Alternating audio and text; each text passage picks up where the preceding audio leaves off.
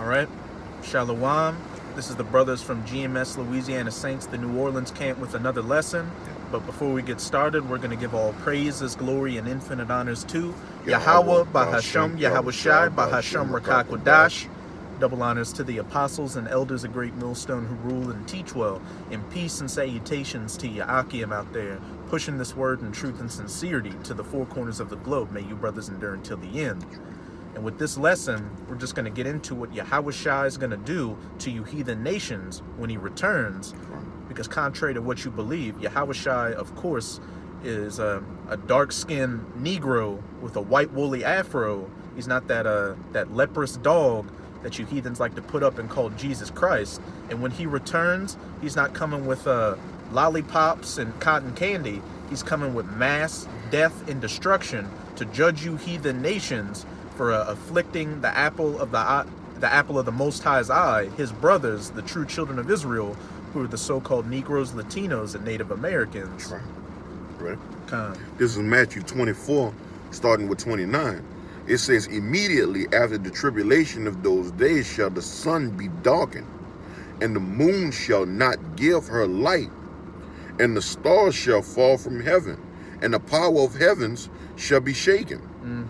And then shall appear the signs of the Son of Man in heaven. When Yahweh Shai makes his second coming, when you hear that trumpet, that sound across the entire planet, and Yahweh Shai is going to crack those clouds and come in that massive fathership chariot with vengeance in his heart. Hey, every eye shall see in that day. You're going to know that this truly is the second coming of the Messiah. There's going to be no doubt about it. It says, and then shall all the tribes of the earth mourn, and they shall see the Son of Man coming in the clouds of heaven with power and great glory. Not meeting you heathens as a man, but as that. Get that. Khan. You can get that while I'm making a point. Hey, coming as that not meeting you as a man, coming as that unstoppable angelic force. And as it said, all the tribes of the earth shall mourn. All the heathen tribes shall mourn, because they know that, hey, it's time to get that business, and there's really no way we can get out of it when you see that the Messiah is a dark-skinned Negro. And hey, the 2/3 are going to mourn as well, because they've heard this word and are going to see with their eyes what's about to take place. Because what have we been telling them for the longest time? If you don't get right, when Yahweh Shai returns, you're not going to make it. That's right. This Isaiah 47:3. It said, thy nakedness shall be uncovered. Talking about Esau. That's right. Yea, thy shame shall be seen. And hey, you're seeing it right now with the men of the Lord doing all these edifying lessons to lift up that skirt. That's right. I will take vengeance, and I will not meet thee as a man. Yahweh Shai coming as again that unstoppable angelic force with the armies of heaven. Hey, the massive chariot he's returning in, and hey, a fleet of chariots that the angels are going to be piloting to shoot that concentrated heat on you. Absolutely. Going back to that Matthew. Okay. Matthew 24:31. It says, and he shall send his angels with a great sound of a trumpet, and they shall gather together his elect from the four winds, and Salakia, I'm gonna read that one more time.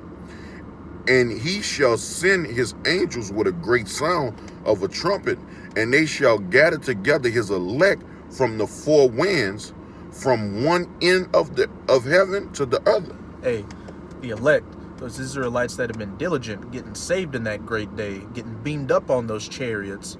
But again, as for the rest of you people, the only thing you're going to know is that wailing and gnashing of teeth, and that hellfire, that nuclear hellfire, and those and the hellfire from the chariots, those so-called laser beams. That's right. I'm going to go ahead and get that in Revelations.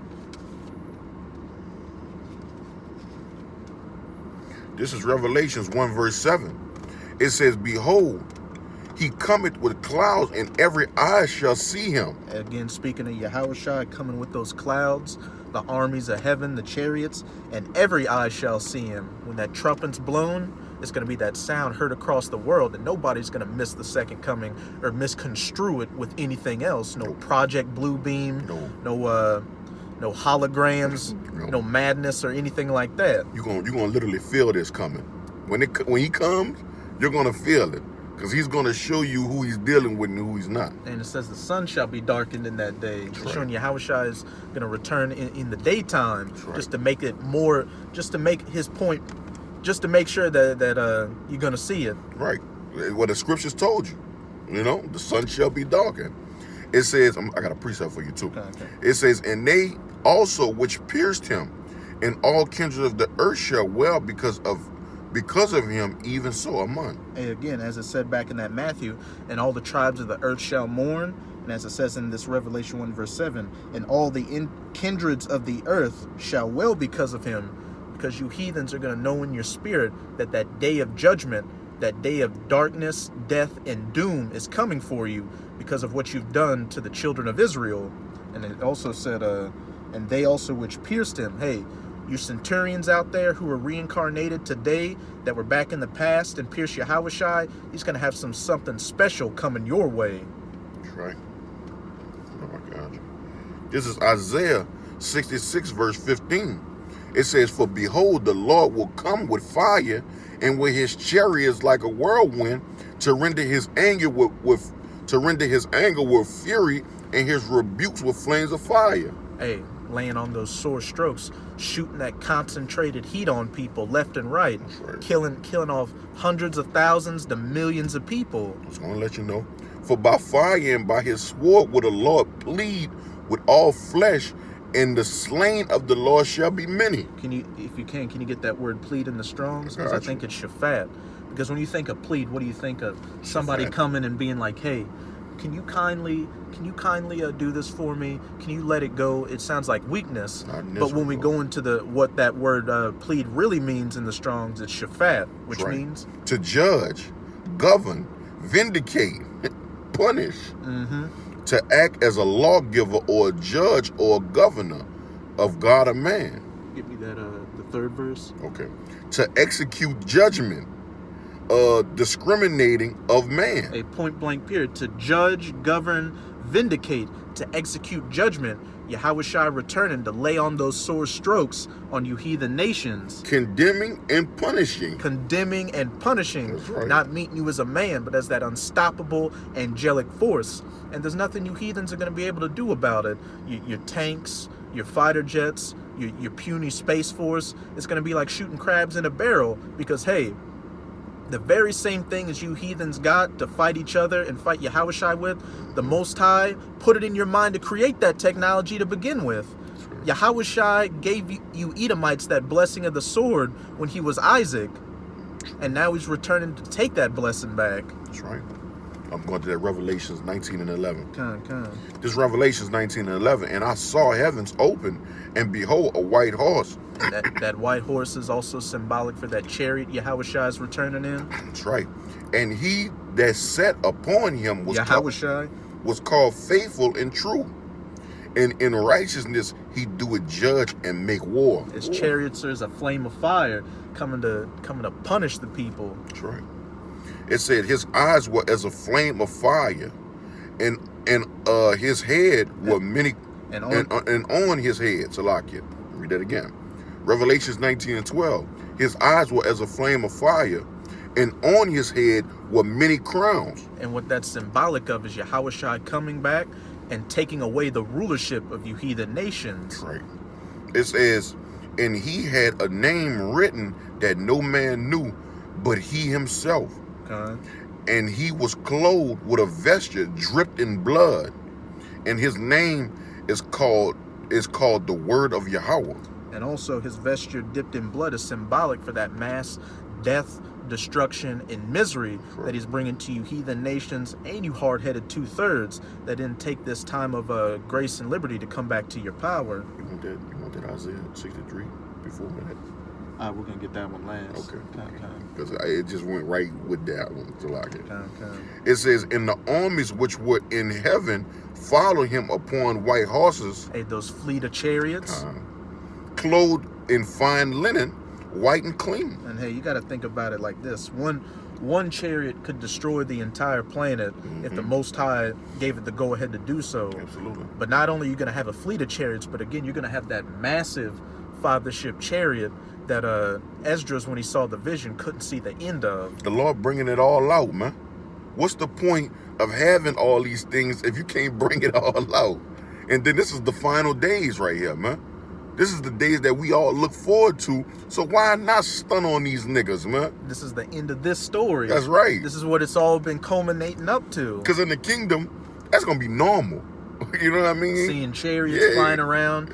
So when the Lord come back, why not be standing on that bit in his glory with this ship coming into the atmosphere, basically burning people's eyes out of their sockets, man, from all that glory that they're seeing. Hey, like that scene, we always bring up this movie, The War of the Worlds with Tom Cruise. Mm-hmm. When people got hit by those laser beams, they just poofed into dust. That's right. That's right. And a brother, this was cold, a brother had a vision of Yahushua, he had a dream of Yahushua returning with the chariots, and he saw these Edomites in their fighter jets trying to fight against the chariots. Right. And the chariots were just maneuvering around them and everything. And when the chariots shot at him, it evaporated the guy piloting it, but the machine was normal. It just kind of glided and went down. Mm-hmm. Man, it, as the brother said, the level at which Yahushua is going to stud on you heathens is just going to be beyond imagination. It's going to be beautiful. It's going to be magnificent. Y'all going to wish that was y'all power. What y'all got? Biden and Kamala Harris. I don't know what they that's nothing. That's vain. It's Revelations 19 and 15. And out of his mouth goeth a sword, a sharp sword, that with it he should smite the nations. And that sharp sword is symbolic for them laser beams. So, it says, and he shall rule them with a rod of iron, and he tried the winepress of the fierceness and wrath of the Almighty Yahweh. God, beautiful. And he treaded the winepress of the fierceness and wrath of the Almighty Yahweh. Hey, he's coming back with that righteous indignation that the Father has to put that business to you heathens. And like you say, he's pleading with all flesh.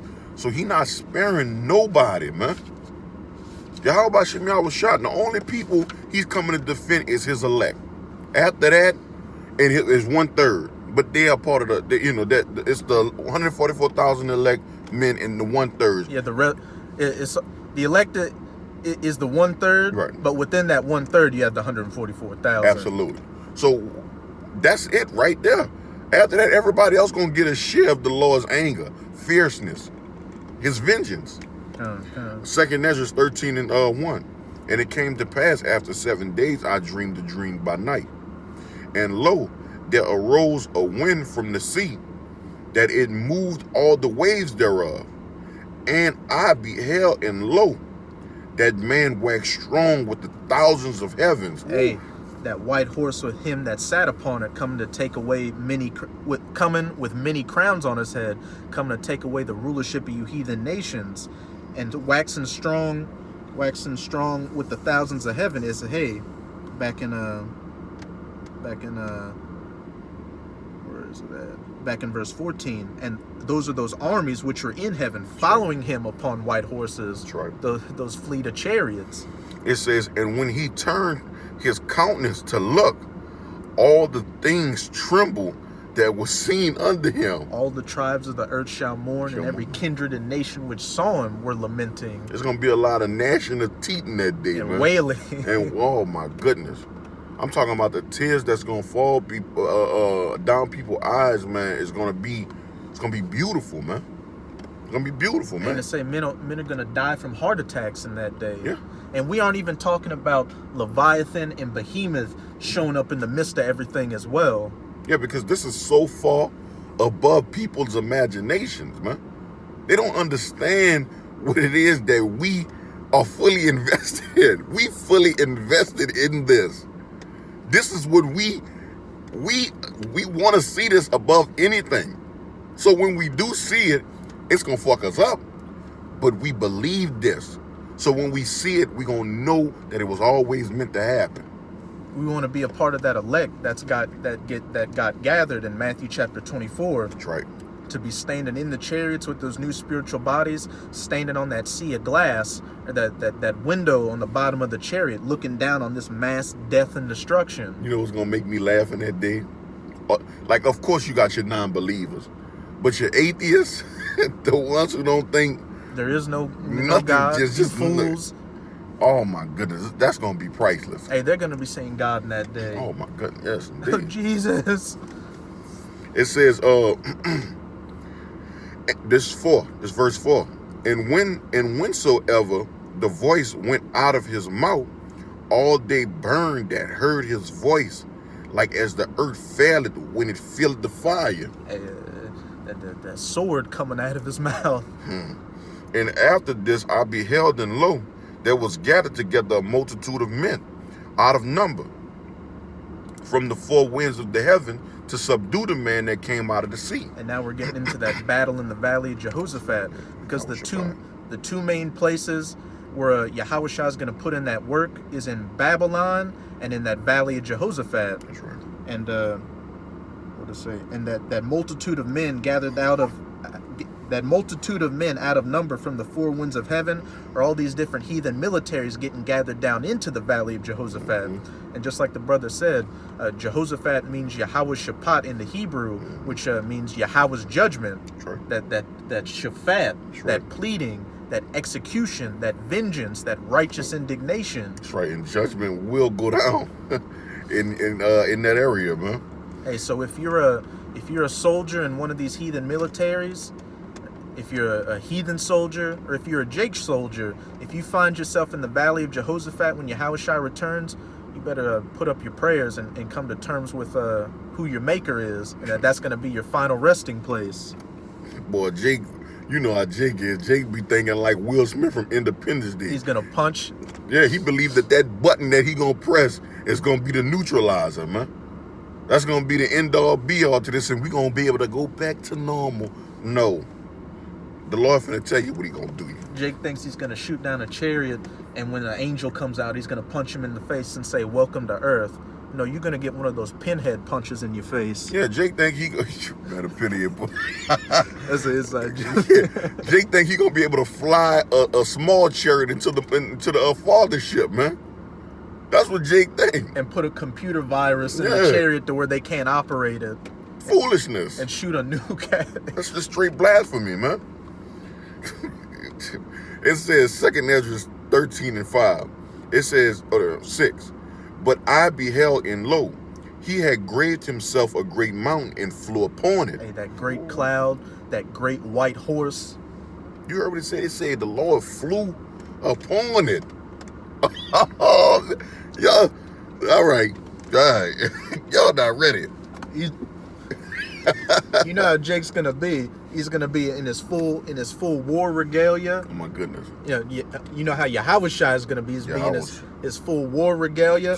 I think he's gonna have his arms crossed, just looking down on you in the breeze. He's gonna have his cape flapping in the wind. It's gonna be Jake from the top of the head to the bottom of the toes, man. With those red angry eyes, man.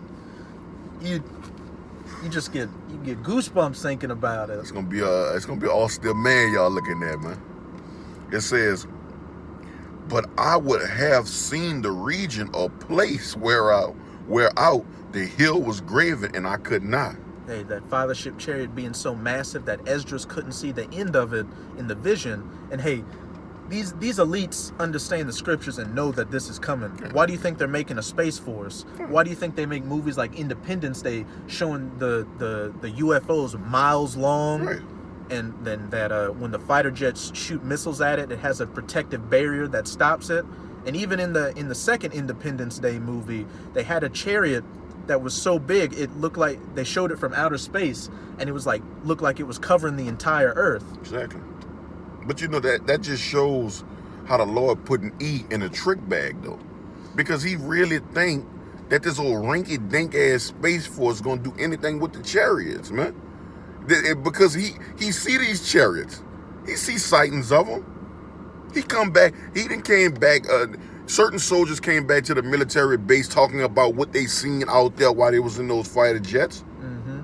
How they seen something go from one area to the next. And they had to keep that information hidden. But they can't anymore. No, they can't anymore. With these people with these smartphones, they're getting so many sightings on YouTube that the military had to declassify information on the chariots. That's right. That's right, man. And you got beautiful brothers within this truth who have different pages that's all about showing you where the chariot's at. Like you can't stop it, E. It's too late. And you thought Trump was going to make America great again. It says, this is verse 8. It says, and after this I beheld, and lo, all they which were gathered together to subdue him were sore afraid, and yet durst fight. Those heathens down in the valley of Jehoshaphat, in the midst of fighting each other, Yahushua is going to return, and they're going to be afraid to fight, but the Most High is going to put the spirit on them to fight. They're going to get together and try to fight against Yahushua. That's right. It says, and lo, as he saw the violence of the multitude that came, because they're going to be doing a lot of shooting at the Lord, because in the midst of it, they were shooting at each other. It was warring against each other. So the weapons is still going to be hot when Yahushua returns. So they see this big entity with this immaculate power.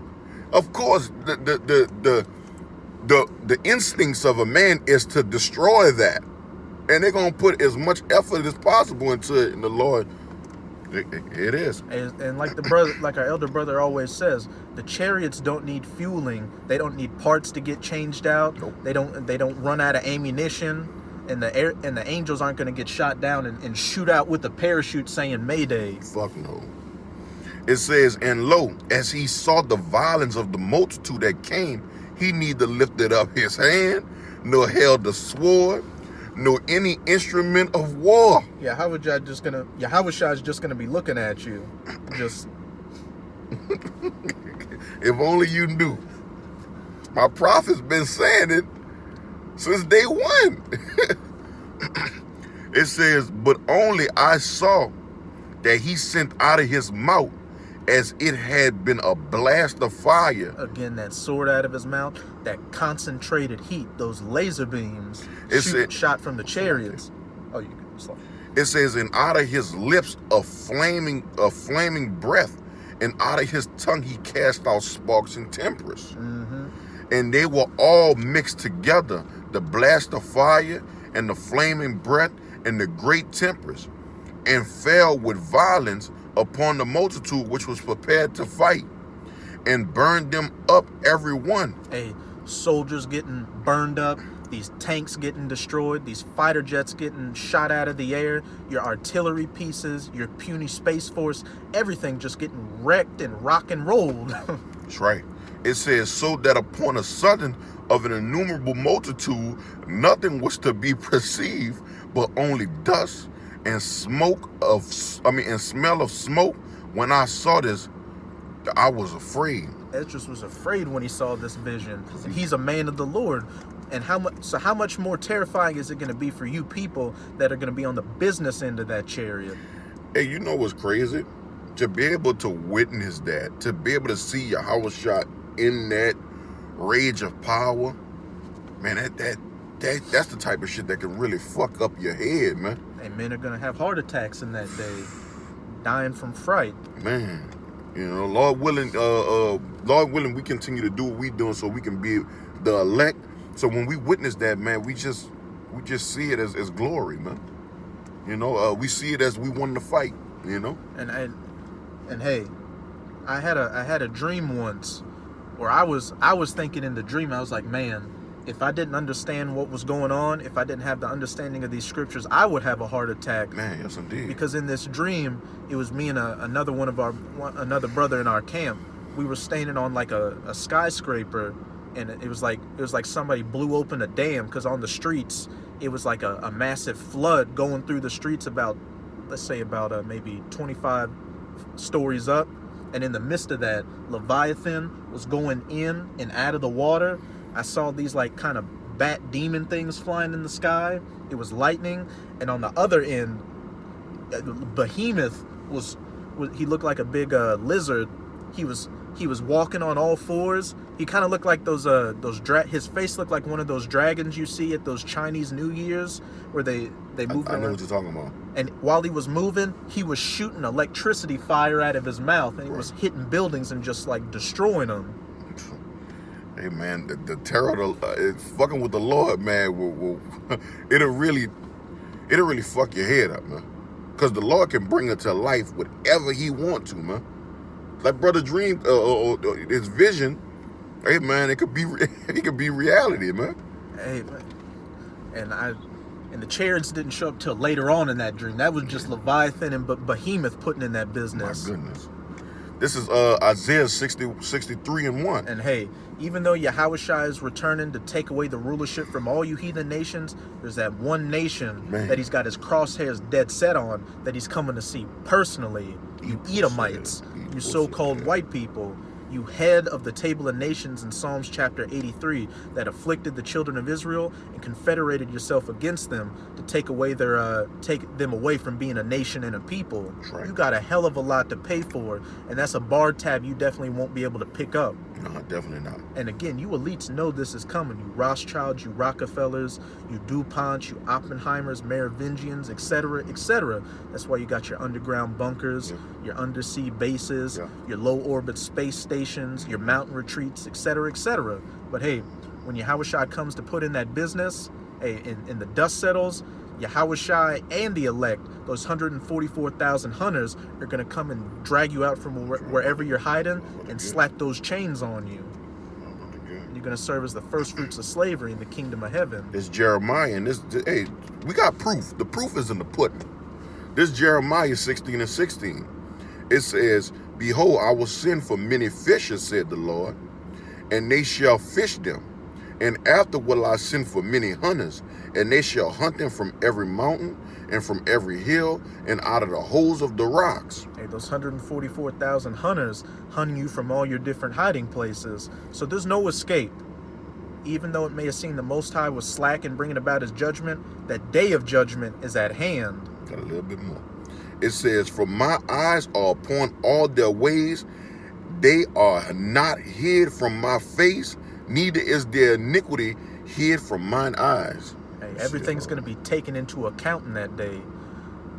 Not just the affliction you Edomites had put on Jake during this captivity, beginning with the Renaissance, but the hell you put on Jake in the Roman Empire, in the Grecian Empire, when you helped the ancient Babylonians to take down Judah, all the way back when you were Cain and you slew Abel. That's right. That's right. You done did too much, Esau. You done did way too much, man. It's over now, man. This is Isaiah, and Yahushua gonna come back, and he gonna show you that depiction that you have of him over there in Brazil and all throughout these churches. It's false, man. Hey, he's gonna come back and get Caesar Borgia. That's right. Personally. That's right. That's right. And you know who you are out there. Mm-hmm. You fucking Rothschild. That's right. You're definitely making it to that day to when those hunters come into those hills and those mountains and break that bitch open. And we pulling collars up, man. We don't want to kill you, because we want you to go straight into slavery, man. We just grabbing collars, feet dangling, straight into slavery with the chains on you, clamp. Hey, it reminds me of this tagline from this movie called The Hills Have Eyes. There's some fates worse than death. Yes. And to know that your power is gone, I don't want to kill you. I want to bask in the ambience of your power just diminishing. It's a beautiful thing. Man, they're going to be shitting on themselves. They'll be pissing on themselves, throwing up. Man, it's going to be beautiful. This is Isaiah 63:1. Who is this that cometh from Edom with dyed garments from Basra? Yahushua Hamashiach. This that is glorious in his apparel, traveling in the greatness of his strength. I that speak in righteousness, mighty to save. Wherefore art thou red in thy apparel, and thy garment like him that trotted in the wine fat. Okay. I have trodden the winepress alone, and of the people there was none with me. For I would tread them in my anger, and trample them in my fury, and their blood shall be sprinkled upon my garment, and I will stain all my remnant. Hey, that vesture dipped in blood in Revelation chapter 19, Yes. symbolic of that mass death and destruction that Yahushua is bringing to all you heathen nations, but mainly you Edomites. That's right. It says, for the day of vengeance is in mine heart, and the year of my Redeemer is come. And it's Redeemed. the year of the redeemed is very close. That's right. Living in the last seconds of these last days before Yahushua comes to save his elect. That's right. It says, and I looked, and there was none to help, and I wondered that there was none to uphold. Therefore mine arm brought salvation unto me, and my fury it upheld me. And I will try down the people in my anger, and will make them drunk in my fury, and I will bring down their strength to the earth. It's showing you in that day that you're just a man.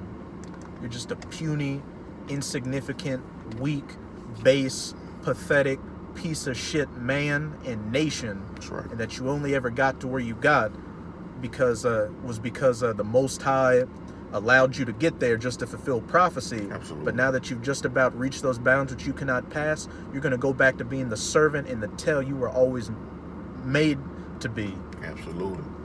Everybody got their roles, E. And your role is to be a fucking slave. It's just that simple.